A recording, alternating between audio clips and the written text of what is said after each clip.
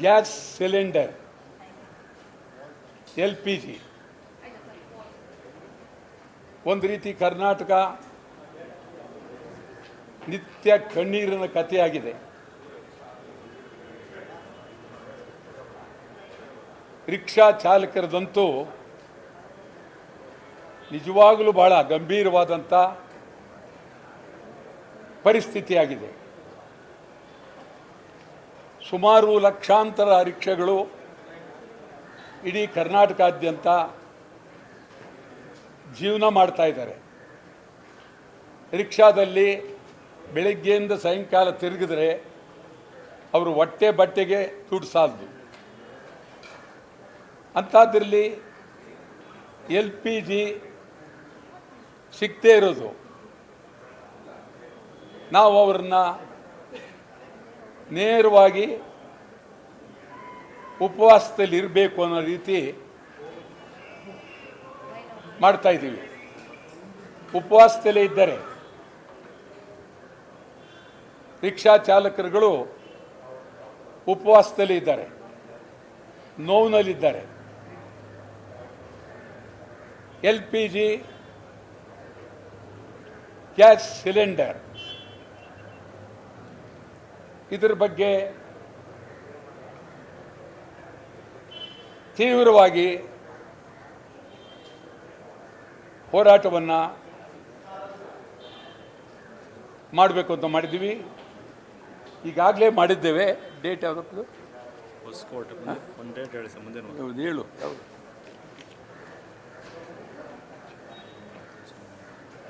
ಬೇಗ ಬೇಕು. ಬುಧವಾರ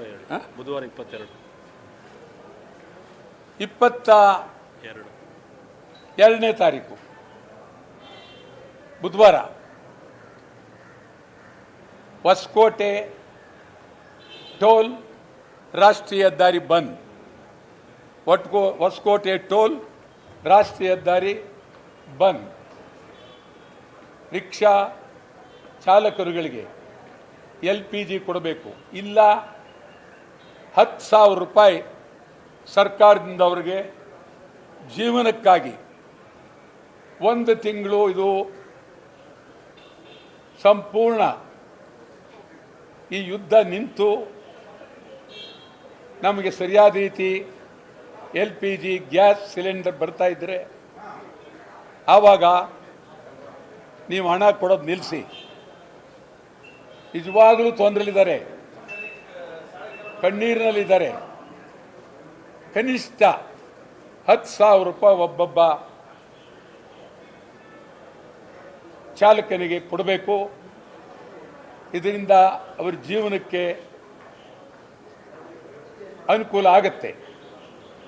ಅಮೇರಿಕಾ, ಇಸ್ರೇಲ್, ಇರಾನ್ ಈ 3 ದೇಶದ ಯುದ್ಧ ಇಡೀ ಪ್ರಪಂಚಕ್ಕೆ ಹಬ್ಬಿದೆ. ಒಂದಲ್ಲ ಒಂದು ರೀತಿಯಲ್ಲಿ ಎಲ್ಲ ದೇಶಗಳು ತೊಂದರೆ ಸಿಕ್ಕಿದ್ದಾರೆ. ಭಾರತ ದೇಶದಲ್ಲಿ ನಾನು ಮೊದಲೇ ಚಿಂತನೆ ಮಾಡಿದ್ದೆ, ನಮ್ಮ ಪ್ರಧಾನಿ ಮತ್ತು ವಿರೋಧ ಪಕ್ಷದ ನಾಯಕರುಗಳು ಇಸ್ರೇಲ್, ಇರಾನ್, ಅಮೇರಿಕಾ ಇವರಿಗೆ ಗಂಭೀರವಾಗಿ ಹೇಳಿ ಯುದ್ಧ ನಿಲ್ಲಿಸಬೇಕು ಅಂತ ಹೇಳಬೇಕಾದ್ದು ಈಗ ಅನಿವಾರ್ಯ ಆಗಿದೆ. ಇದೇ ರೀತಿ ಇನ್ನೂ 1 ತಿಂಗಳು 20 ದಿವಸ ಮುಂದುವರೆದ್ರೆ ಅನೇಕರು ರಸ್ತೆಯಲ್ಲಿ ಪ್ರಾಣ ಬಿಡಬೇಕಾದ ಪರಿಸ್ಥಿತಿ ನಿರ್ಮಾಣ ಆಗುತ್ತೆ. ಈ ಬಗ್ಗೆ ನಾವು ಕನ್ನಡ ಚಳವಳಿ ಪಕ್ಷ 22ರಿಂದ ರಾಷ್ಟ್ರೀಯ ಹೆದ್ದಾರಿಗಳನ್ನ ಬಂದ್ ಮಾಡಿ, ಟೋಲ್ಗಳನ್ನ ಬಂದ್ ಮಾಡಿ, ರಿಕ್ಷಾ ಚಾಲಕರಿಗೆ ಬೆಂಬಲ ಮತ್ತು ಅವರಿಗೆ ಸರ್ಕಾರ ಹಣದ ಸಹಾಯ ಮಾಡಬೇಕು ಅಂತೇಳಿ ಒತ್ತಾಯವನ್ನು ಮಾಡ್ತೀವಿ. ಅದೇ ರೀತಿ ಬಹಳ ಒಂದು ಪ್ರಮುಖವಾದ ವಿಚಾರ, ತಿರುಪತಿಯಲ್ಲಿ ಕರ್ನಾಟಕದ ಸುಮಾರು 40% ಅಲ್ಲಿ ಬರುವ ಶೇಕಡ 40 ಭಾಗ ಕರ್ನಾಟಕದಿಂದ ಹೋಗ್ತಕ್ಕಂಥವರು ಭಕ್ತರು. ಅವ್ರ ಕಮಿಟಿನಲ್ಲಿ ಕನಿಷ್ಠ ಕರ್ನಾಟಕಕ್ಕೆ 10 ಜನರನ್ನಾದರೂ ಸದಸ್ಯರನ್ನಾಗಿ ಮಾಡಬೇಕು. ಈಗ ಅಲ್ಲಿ ಕರ್ನಾಟಕ ಛತ್ರ ಇದೆ. ಆ ಛತ್ರ, ಕರ್ನಾಟಕ ಛತ್ರ ಭಾಳ ಅದ್ಭುತವಾಗಿದೆ. ಅದು ಈಗ ಮುಜರಾಯಿ ಇಲಾಖೆಗೆ ಸೇರಿದೆ. ಸುಮಾರು 300 ರೂಮುಗಳು.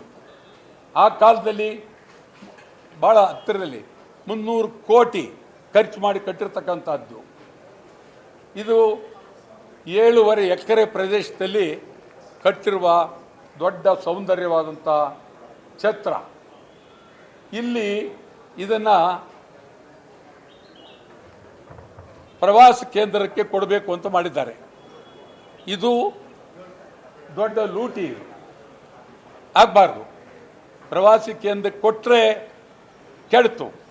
ಈಗ ನಮ್ಮಲ್ಲಿ ಅದು ಮುಜರಾಯಿಲಿರೋದ್ರಿಂದ ಅದಕ್ಕೆ ಭಾಳ ಒಳ್ಳೆಯ ಶಕ್ತಿ ಇದೆ. ಅದನ್ನು ಮುಜರಾಯಿನಲ್ಲಿ ಉಳಿಸ್ಕೊಳ್ಬೇಕಾದ್ದು ನಿಜವಾಗ್ಲೂ ಕರ್ತವ್ಯ. ಯಾವ ಕಾರಣಕ್ಕೂ ಬಿಡಬೇಡಿ. ಇದೊಂದೇ ಅಲ್ಲ, ತಿರುಪತಿಗೆ ಗಂಧದ ಮರ ಆ ಕಾಲದಲ್ಲಿ ಕೊಟ್ಟಿರ್ತಕ್ಕಂಥದ್ದು. ಮಹಾರಾಜರ ಕಾಲದಲ್ಲಿ ಅನೇಕ ಬೆಂಬಲವನ್ನು ಕೊಟ್ಟಿದ್ದಾರೆ. ನಮಗೂ ತಿರುಪತಿಗೂ ಭಾಳ ಬಾಂಧವ್ಯ. ಕರ್ನಾಟಕದ ಜನ ಬಹಳ ಜನ ಹೋಗ್ತಾರೆ. ಅಲ್ಲಿ ಒಂದು ರೀತಿ ಗುಲಾಮರ ರೀತಿ ಕಾಣ್ತಾರೆ ಕರ್ನಾಟಕದ ಜನವನ್ನು, ಇಲ್ಲಿಂದ ಹೋದವ್ರನ್ನ ಅನೇಕ ರೀತಿಯಲ್ಲಿ. ಅದಕ್ಕಾಗಿ ಕರ್ನಾಟಕದವರೇ ಆದಂಥ 8 ಜನ ನಾಮಕರಣ ಮಾಡಬೇಕು. ಮತ್ತು ಮುಖ್ಯಮಂತ್ರಿಗಳಿಗೆ ಇಲ್ಲಿಂದ ಹೋಗುವ ಭಕ್ತರಿಗೆ ಮುಖ್ಯಮಂತ್ರಿಗಳ ಪತ್ರ ಕೊಟ್ಟರೆ ಆ ಪತ್ರಕ್ಕೆ ಬೆಲೆ ಸಿಗಬೇಕು. ಇದು ಬಹಳ ಗಂಭೀರವಾಗಿ ನಿಮ್ಗೆ ಹೇಳ್ತಾ ಇದ್ದೀನಿ. ಮುಖ್ಯಮಂತ್ರಿಗಳ ಪತ್ರವನ್ನು ಅವರು ತಳ್ಳಾಕ್ತಾರೆ. ಆ ಪರಿಸ್ಥಿತಿ ನಿರ್ಮಾಣ ಆಗಿದೆ.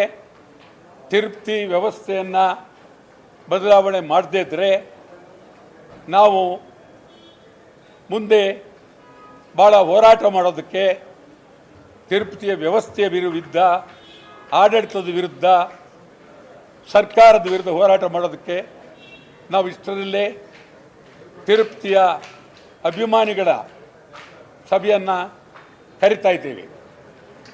ಇನ್ನೊಂದು ಭಾಳ ಪ್ರಮುಖವಾಗಿ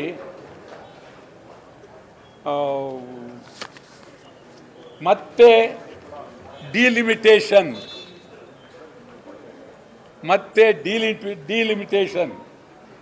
ಇದು ಅಪಾಯಕಾರಿ ಬೆಳವಣಿಗೆ.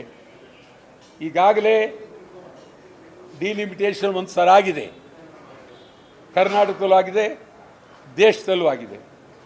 ಈಗ ಮತ್ತೆ ಡಿಲಿಮಿಟೇಷನ್ ಮಾಡಿ, ಈ ಡಿಲಿಮಿಟೇಷನ್ ಯಾರಿಗೆ ಕೊಟ್ಟಿದ್ದಾರೆ ಅಂದರೆ ಚುನಾವಣಾ ಆಯೋಗಕ್ಕೆ. ಚುನಾವಣಾ ಆಯೋಗ ಯಾರು ಅಂದರೆ ಮೊದಲ ರೀತಿ ಒಬ್ಬರಿಲ್ಲ, 3 ಜನ. ಈ 3 ಜನ ಸರ್ಕಾರದ ಪರವೇ, 3 ಜನ. ಅಂಥ ಶಕ್ತಿವಂತರು ಯಾರು ಚುನಾವಣಾ ಆಯೋಗಕ್ಕಿಲ್ಲ. ಆದ್ದರಿಂದ ಈ 3 ಜನ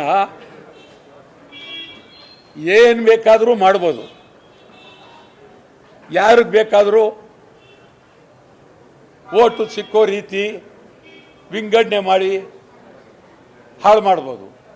ನಿಮಗೆ ನಾನು ಹೇಳ್ತಾ ಇದ್ದೀನಿ, ಪಶ್ಚಿಮ ಬಂಗಾಳದಲ್ಲಿ ಇದೇ ಆಗಿರ್ತಕ್ಕಂಥದ್ದು. ಸುಮಾರು 1 ಕೋಟಿ ಮತದಾರರನ್ನು ತೆಗೆದುಹಾಕಿದ್ದಾರೆ. ಲೆಕ್ಕಾಚಾರವಾಗಿ ಅಲ್ಲಿ ಹೆಣ್ಣು ಮಹಿಳೆ ಮುಖ್ಯಮಂತ್ರಿ ದೀದಿ ಅವರೇ ಗೆಲ್ಲಬೇಕಾಗಿರೋದು. ಆದರೆ ಅವರಿಂದ ಹೊರಗಡೆ ಹೋದಂಥ ವ್ಯಕ್ತಿಯನ್ನು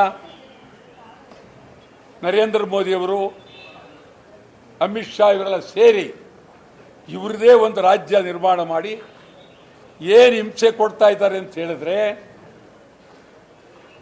ಆ ಮುಖ್ಯಮಂತ್ರಿಗೆ ಅವರು ಬಹಳ ಗಟ್ಟಿಯಾಗಿ ಭದ್ರವಾಗಿ ನಿಂತಿದ್ದಾರೆ. ಇವತ್ತು ನಿಜವಾಗ್ಲೂ ನಾನು ಹೇಳ್ತೀನಿ, ಅಲ್ಲಿ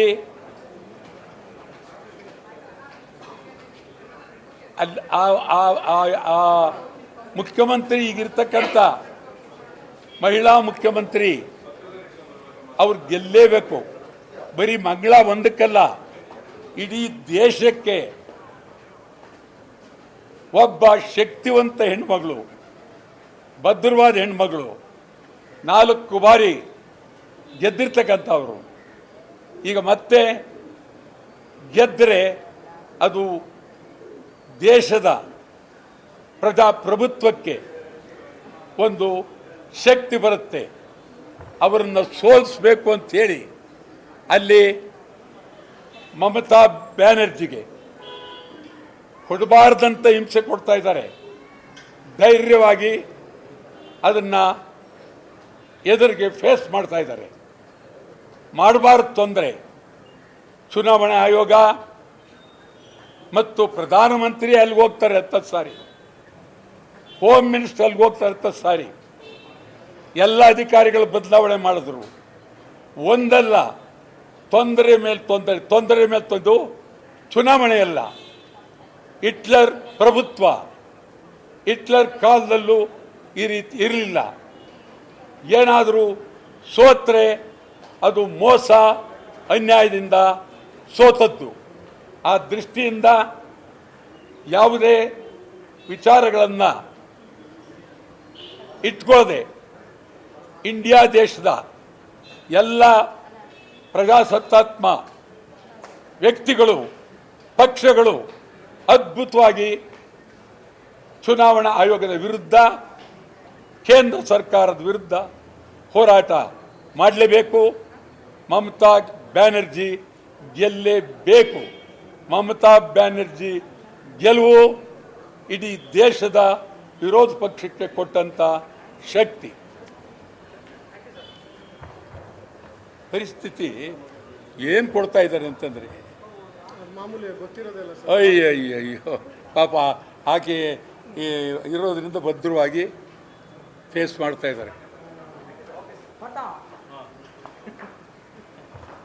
ಯಾಕೆ ಹಿಂಗೆ ಕೂತ್ಬಿಡ್ರಿ? ಸತ್ಯಾಗ್ರಹನ ಇದು. ಇನ್ನೊಂದು ವಿಚಾರ, ನನಗೇನಿಲ್ಲ, ಸ್ಪೀಕರು ನಾನು ಭಾಳ ಬೇಕಾದ ಸ್ನೇಹಿತರೆ, ಆದರೆ ಅದು ಯಾಕೆ ಇದು ಬೇಕಾಗಿರಲಿಲ್ಲ. ಇದೆಲ್ಲ ಬೇಕಾಗಿರಲಿಲ್ಲ ನಿಜವಲ್ವೇ. ಇದು ಮುಂದೆ ಹನುಮಂತೇನವ್ರ ಪ್ರತಿಮೆ ಇಲ್ಲಿದೆ. ಇದೊಂದು ರೀತಿ ಹನುಮಂತೇನವ್ರಿಗೆ ಅಪಮಾನ ಮಾಡ್ದಂಗೆ. ಇದು ನಿಜವಾಗ್ಲೂ ಬೇಕಾಗಿರಲಿಲ್ಲ. ಭಾಳ ಚೆನ್ನಾಗಿತ್ತು ಮೊದಲು. ಈಗ ನೀವು ಹೋಗಿ ಹಳೇಬೀಡು ಬೇಲೂರನ್ನ ಕಿತ್ತಾಕ್ದಂಗೆ ಆಗುತ್ತೆ. ಇದುವೇ ಈ ಒಂದು ಯುಗದ ಹನುಮಂತಯ್ಯನವರು ಜಕಣಾಚಾರ್ಯನ್ನೇ ಮೀರಿಸಿದಂಥ ಮಹಾನ್ ವ್ಯಕ್ತಿ ಕೆಂಗಲ್ ಹನುಮಂತಯ್ಯನವರು. ಕೆಂಗಲ್ ಹನುಮಂತಯ್ಯನವರು ಅವರ ಮನೆಯವರಿಗೆ ಅಲ್ಲ, ಇಡೀ ದೇಶದ ಆಸ್ತಿ, ರಾಜ್ಯದ ಆಸ್ತಿ. ಇದನ್ನು ನೋಡಿದ್ರೆ ನಿಜವಾಗಲೂ ಬೇಕಾಗಿರಲಿಲ್ಲ. ಇದು ಯಾಕೆ ಮಾಡಿದ್ರೋ ಗೊತ್ತಿಲ್ಲ ಇದು. ಮತ್ತೀಗ ನಿಮ್ಗಾಗಲೇ ಡಿಲಿಮಿಟೇಷನ್ ಇರೋದ್ನಲ್ಲ, ನಮ್ಮಲ್ಲಿ 224 ಇದ್ರೂ ಅಸೆಂಬ್ಲಿಗೆ ಹೋಗ್ರೆ ಎಷ್ಟು ಜನ ಗೊತ್ತಾ? 15 ಜನ 16 ಜನ. ಅದ್ರ ಮೇಲೆ ಹೋಗಲ್ಲ. ಈಗ ಡಿಲಿಮಿಟೇಷನ್ ಮಾಡ್ತು ಅಂದರೆ 320ವರೆಗೂ ಬರುತ್ತೆ. ಆಗ 250 ಜನ ಹೊರಗಿರ್ತಾರೆ. ಆ ಪರಿಸ್ಥಿತಿ ನಿರ್ಮಾಣ ಆಗುತ್ತೆ. ಹೊರಟೋಗಿದೆ ಇವತ್ತು ವಿಧಾನಸಭೆ, ವಿಧಾನ ಪರಿಷತ್ ತನ್ನ ಗಾಂಭೀರ್ಯವನ್ನು ಕಳ್ಕೊಂಡಿದೆ. ಇದೇನಾದ್ರು ಈ ದೇಶದಲ್ಲಿ ಪ್ರಜಾಪ್ರಭುತ್ವ ಉಳಿಬೇಕಾದರೆ ನೀವು ಮತ್ತು ನ್ಯಾಯಾಂಗ ನೀವಿಬ್ಬರೂ ಸರಿ ಹೋದರೆ ಪ್ರಜಾಪ್ರಭುತ್ವ ಉಳಿತದೆ. ಸತ್ಯ, ನಾ ಇದಕ್ಕೆ ಕೇಳೋದಲ್ಲ. ಮಾಧ್ಯಮ, ಅದಕ್ಕಿರೋ ಶಕ್ತಿ ಮತ್ತು ನ್ಯಾಯಾಂಗ ನೀವು ಭದ್ರ ಆದರೆ ದೇಶದಲ್ಲಿ ಪ್ರಜಾಪ್ರಭುತ್ವ ಉಳಿತದೆ. ನೀವು ಸ್ವಲ್ಪ ಜಾರಿದ್ರೆ ಖಂಡಿತ ಪ್ರಜಾಪ್ರಭುತ್ವ ಉಳಿಯೋದಿಲ್ಲ. ಹೌದು, ಇನ್ನು ಮುಂದಿನ ಸುತ್ತ ಚುನಾವಣೆಗಳೇನಾಗುತ್ತೆ ಅಂತಂದರೆ ಈಗಾಗಲೇ ಶುರುವಾಗಿದೆ. ಈ ಚುನಾವಣೆಯನ್ನು ನಾವು ಒಪ್ಪೋ ಜನ ಒಡೆದಾಟ ಆಗುತ್ತೆ, ಗಲಾಟೆಗಳಾಗ್ತವೆ. ಅವಾಗ ಏನು ಮಾಡ್ತಾರೆ? ಪೊಲೀಸ್ ತರ್ತಾರೆ, ಹೊಡಿತಾರೆ. ಚುನಾವಣೆನೇ ಅಸಿಂಧು ಅನ್ನೋ ರೀತಿ ಆಗುತ್ತೆ. ಪ್ರಜಾಪ್ರಭುತ್ವದಲ್ಲಿ ಚುನಾವಣೆ ವ್ಯವಸ್ಥೆ ಪ್ರಾಮಾಣಿಕವಾಗಿ ಆಗದೇ ಇದ್ದರೆ, ಭ್ರಷ್ಟಾಚಾರದಲ್ಲಿ ಇದ್ದರೆ, ಭ್ರಷ್ಟರು ಚುನಾವಣೆಯಲ್ಲಿ ಗೆದ್ದರೆ, ರಿಯಲ್ ಎಸ್ಟೇಟ್ನವರು, ದರೋಡೆಕೋರರು ಇವರು ಚುನಾವಣೆಯಲ್ಲಿ ಗೆದ್ದರೆ ಅಂತಿಮವಾಗಿ ಚುನಾವಣೆ 75 ವರ್ಷ, ದೇಶಕ್ಕೆ 75-76 ವರ್ಷ ಚುನಾವಣೆಯ ಬಗ್ಗೆ ಜನರಿಗೆ ನಂಬಿಕೆ ಹೋಗುತ್ತೆ. ಜನ ಬೀದಿಗೆ ಬರ್ತಾರೆ. ಜನ ಶಾಸನಸಭೆಗಳು, ವಿಧಾನ ಪರಿಷತ್, ರಾಜ್ಯಸಭೆ, ಲೋಕಸಭೆ ಒಳಗಡೆ ನುಗ್ಗುವ ಪರಿಸ್ಥಿತಿ ಬರ್ತಾರೆ, ಬೀದಿಗೆ ಬೀಳ್ತಾರೆ. ಎಚ್ಚರ. ನ್ಯೂಸ್ ಫಸ್ಟ್, ನಿರ್ಭೀತಿಯಿಂದ ನಿಮ್ಮ ಪರವಾಗಿ.